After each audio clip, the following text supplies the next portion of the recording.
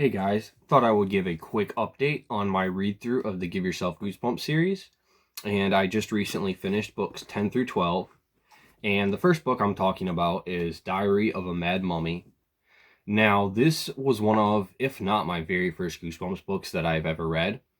So, going into this one, I was curious. I still remembered it pretty well, but I was curious to figure out how well it held up and if I still enjoyed it as much as I did from when I was a kid, because this is one that I read endlessly when I was like 11, 12 years old. So yeah, I was really curious to go into this one again. And unfortunately, it hasn't aged the best. I think this one lives on better in memory. I still enjoyed it. I gave it a 3 out of 5 stars, but it just wasn't quite as good as I remembered. I think I was just so fascinated at the time when I read this book because it was my very first Give Yourself Goosebumps book that I've ever read. One of my first Goosebumps books, period, that I've ever read.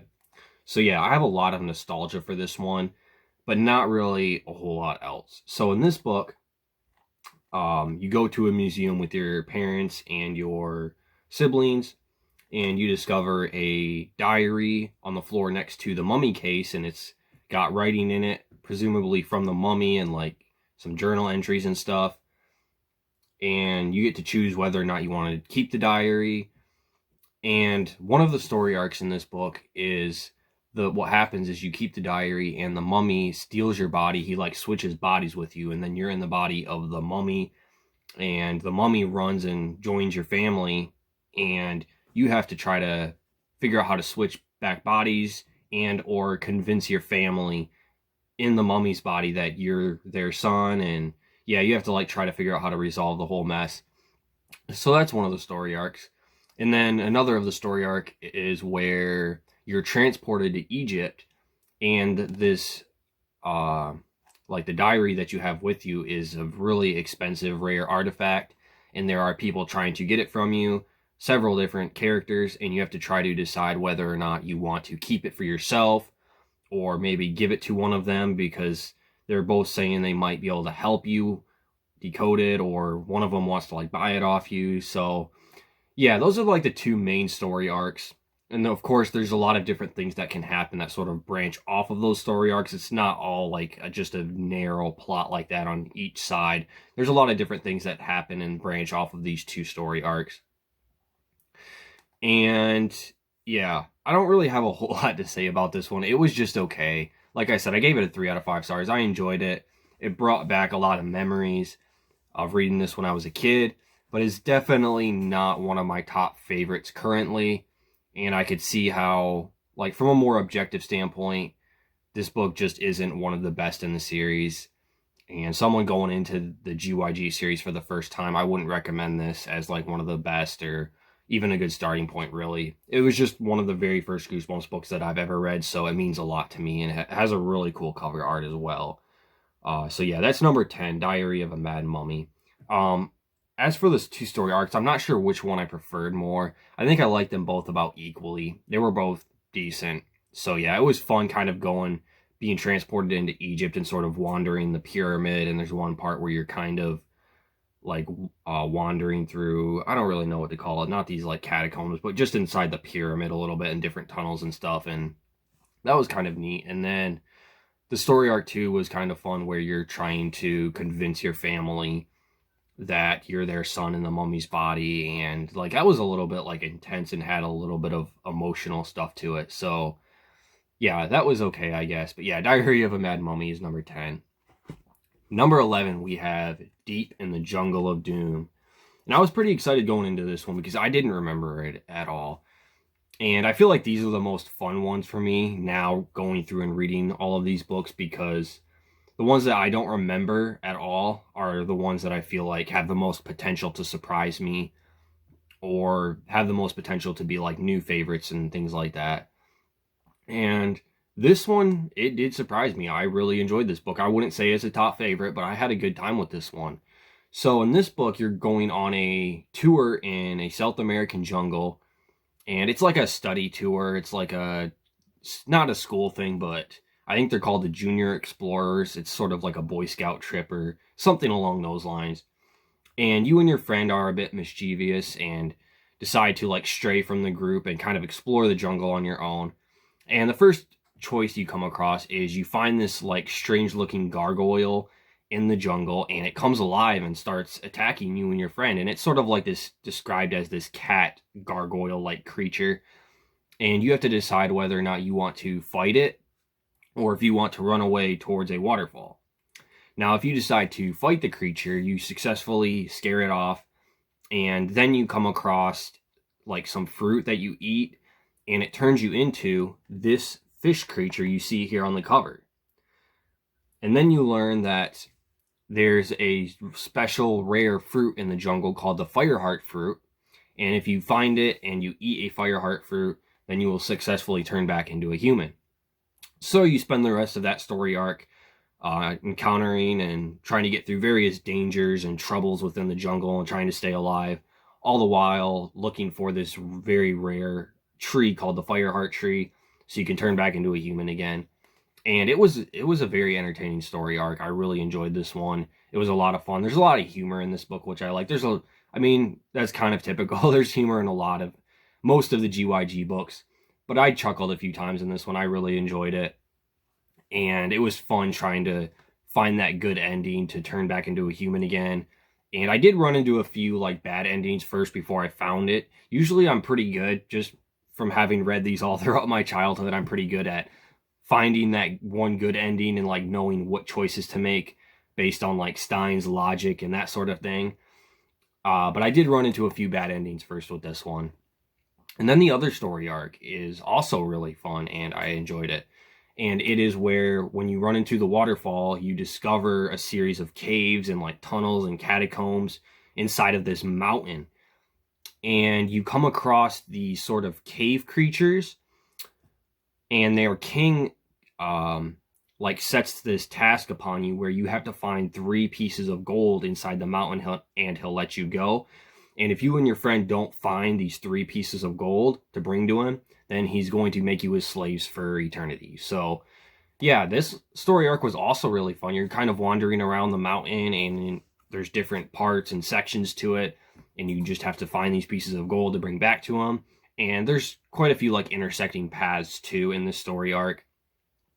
And yeah, this was just a really fun one. I really liked it. I liked the GYG books that are more objective based like this, that have a clearer sense of direction, but also show a lot of imagination and humor and just are kind of zany at times and just have a lot of wild stuff in them. And I feel like this one kind of ticked all those boxes for me. And I still only ended up giving it a 3.5 out of 5 stars, which I mean is a pretty good rating. That means I really enjoyed it. So yeah, Deep in the Jungle of Doom I liked a bit more than Diary of a Mad Mummy. And again, because I didn't remember this one at all, it was a bit of a surprise to me. It felt new to me. There were a few things in here I vaguely remembered once I started reading it, but for the most part it felt pretty fresh. So yeah, Deep in the Jungle of Doom, book number 11 in the GYG series, 3.5 out of 5 stars. I really enjoyed this one. One of my favorites of like the earlier books so far. At number 12, we have Welcome to the Wicked Wax Museum. And again, this is one that I also didn't really remember much going into it. And in this one, you and your classmates, I believe this is also sort of like a school-related thing, like a tour you're going on. You're going to this wax museum, and your teacher or whatever makes you stay behind because you and your friend are complaining about history being boring and this kind of stuff. So he makes you wait in the lobby while they go on their tour. And while you're waiting in the lobby, one of your friends decides to walk through a door, and then you hear him screaming and shouting for help on the other side, and you hear a bunch of strange noises. And this is sort of the first choice of the story, and then the one that like splits the story into 2 arcs, as per usual with these types of books. And if you decide to go try to help your friend go through the door and see what's going on, you figure out that the people who are running this museum are trying to turn your friend into a wax figure, and you have to try to save him. And this story arc, I didn't really care for all that much, to be honest. This was actually the story arc that I explored second. The other story arc is where you run away and try to find someone to help you, or like try to call the police or do something. And what happens is you run outside, and there's a limo that pulls up, and he tells you to get in. and you have a choice of whether or not you want to get in this limo or not. And if you do get in the limo, this is what leads to the second story arc. You get in the limo, and then he like takes you to, I don't know, somewhere. It's kind of vague. It doesn't really go into a lot of detail, but it takes you somewhere, and then you're like ejected inside the limo and like fall through this mysterious trapdoor or something. And then you're in this laboratory where they are creating all of these wax figures, and you discover Sybil Wicked, which I believe is like the main antagonist of this book. And she is this girl who is created with these different like body parts, and she's like sewn together. And this was definitely the story arc that I preferred more. I really enjoyed this one quite a bit. And you're basically trying to escape is what you're doing.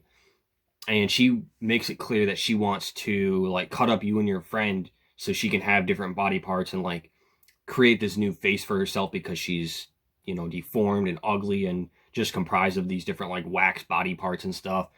And there's some pretty like suggestive stuff in this story arc as far as like being kind of violent and dark and a little bit twisted, and I really like it.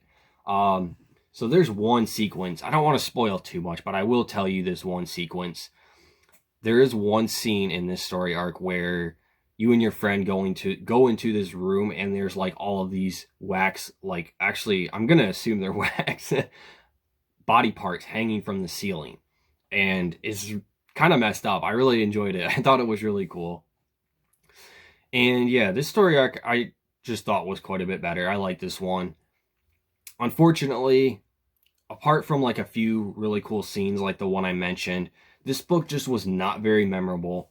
And one of the things that bothered me most about it, I find this book to be more problematic than the previous two. But one of the main things that's problematic about it is the story structure. So this one feels like it's really padded for page count. I think Stein was running out of ideas when he was writing this. Assuming he wrote it anyways. I know some of the GYG books have been ghostwritten, or at least rumored to have been ghostwritten. I think the couple have been confirmed. But assuming Stein wrote this, I think he was just running out of ideas. And there's a lot of intersecting paths in this one. And there's also choices in here that you make the choice, and then you turn to that page, and then it will ask you again. There will be like a short like description and details of what happens, and then it'll ask you again at the bottom of the page, are you sure you want to make this decision? If so, turn to page so and so. Or if not, then it'll give you an option to make a previous choice in the book. So, and it's not too, I guess, bothersome when that happens, like maybe once in a while, but that happens at least a couple of times in here.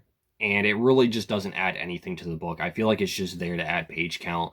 And with the intersecting paths, again, that's not something that's necessarily always bad. And it can actually add to these books if it makes sense for the story.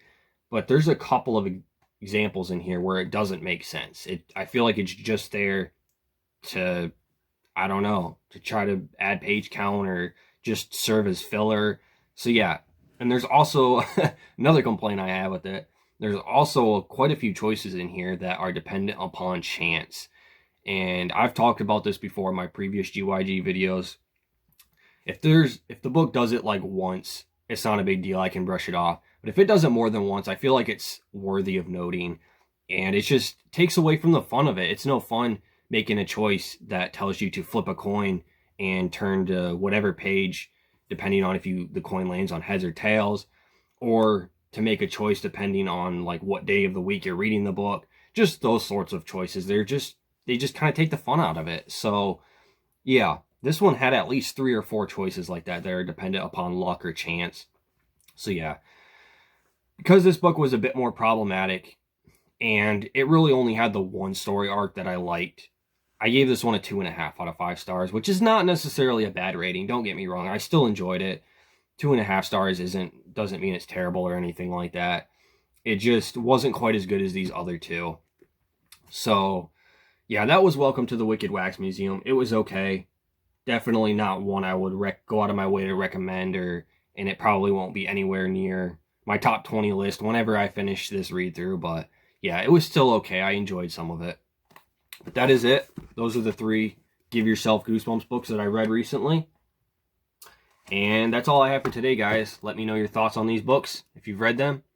And stay tuned for more Give Yourself Goosebumps books in the future. Thanks for watching.